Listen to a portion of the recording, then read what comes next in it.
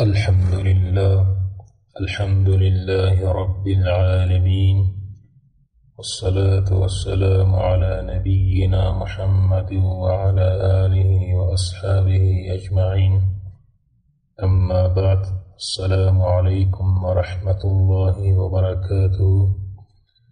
امید است که دوستان و برادران مجاهد و شیرمردان دولت اسلامی در هر جایی که هستید جور و صحتمند باشید.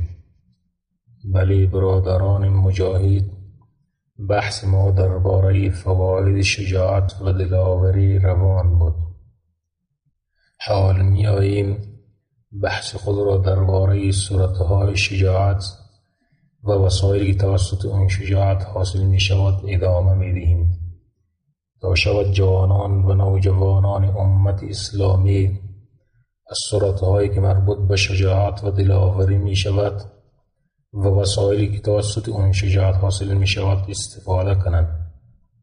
بله سروران گرامی، صورت اول شجاعت در جبهه‌های جهاد فی سبیل الله و کوچک شمریدن مرگ می باشد، چنانچه که در آیات قرآن عظیم الشأن و احادیث رسول الله صلی الله علیه و آله و سلم بیان شد.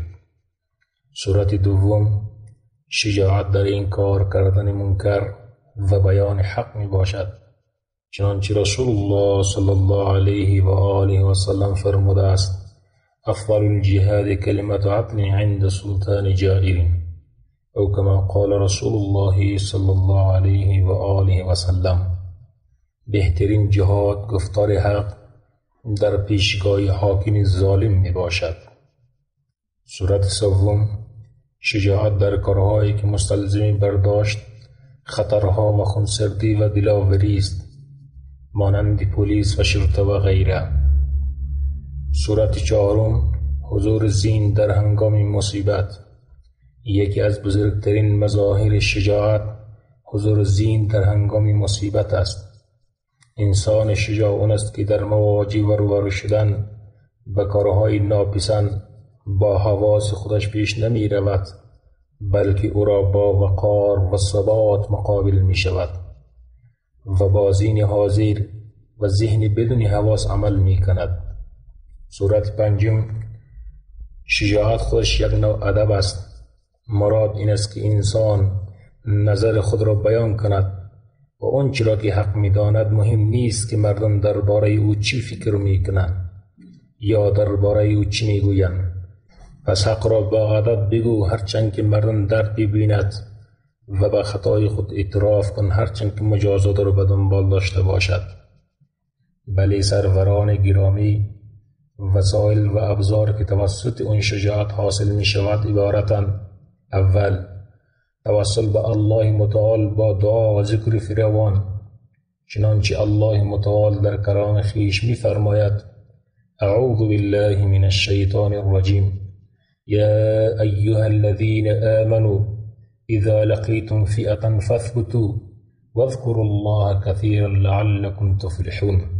الآیه: ای کسانی که ایمان آوردید، هنگامی که با گروهی از دشمن روبرو شدید پایدار و ثابت قدم باشید و الله متعال را بسیار یاد کنید تا اینکه رستگار شوید. دوم تقویت اعتقاد به قضا و قدر و اینکه انسان جز آنچه الله متعال برایش نوشته است تحت تأثیر قرار نمی گیرد. سوم تقویت ایمان به روز آخرت می باشد. چهارم یقین کردن به آن نعمت‌هایی که الله متعال در بهشت برای مجاهدین در راه خودش آماده کرده است. پنجم تمرین عملی، خاطر آماده شدن و دفاع نمودن از انسانها در موقعیت‌های دشوار که تنها و شجاعت می‌تواند از شر اون خلاص شود. ششم اعتقاد به این که بیشتر محرک‌های جبن و نامردی توهمات بیش نیست که واقعیت ندارد. هفتم سرمشق نیکویی و نمایش سناهای مردان شجاع و به یاد آوردن داستان و حکایات آنان می باشد.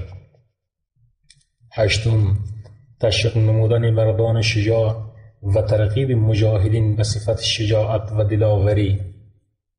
نهم، فکر صحیح و برداشت درست از صفت شجاعت. چنانچه علامه ابن قیم رحمه الله تعالی می فرماید چون شجاعت از صفات شریف النفس است، 4 چیز از اون پیدا می شود که ظاهر و ثمره آن است: پیشروی در مقابل پیشروی، دوری در مقابل دوری، استواری در مقابل استواری و حرکت قوی در مقابل حرکت قوی. چنانچه ابن قیم رحمه الله تعالی می گوید اگر مرد فکر صحیح و شجاعت را جمع کند، پس اوست که به اداره کردن لشکریان و سیاست امور جنگی شایستگی دارد. بله سروران گرامی، اگر فکر صحیح را با شجاعت یک جا به کار بیندازیم، پس فتح پیروزی حتمی می باشد. بله سروران گرامی، این بود داشته‌های ما درباره صفت شجاعت و دلاوری. از الله تعالی می خواهیم که من شما را از صفت شجاعت محروم نسازد.